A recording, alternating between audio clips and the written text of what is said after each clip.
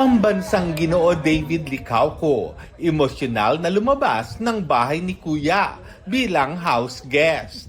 Well, really grateful for the experience. Thankful to GMA for, allowing me to experience Pinoy Big Brother kasi pangarap ko rin yung dati ng bata ko. Maraming emotions, maraming nangyayari na hindi nakikita ng mga tao.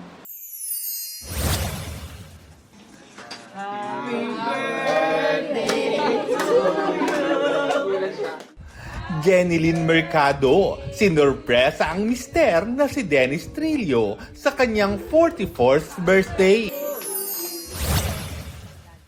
I take it a day at a time because there are no shortcuts to grief.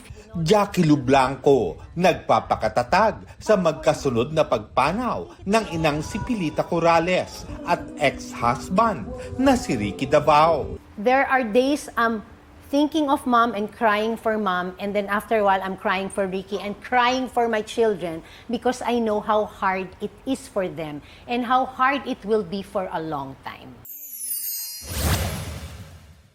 Nakalabas na rin sa military enlistment si The Glory Star Lee Do-yoon.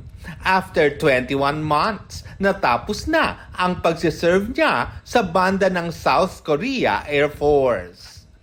Lars Santiago nagbabalita para sa GMA Integrated News.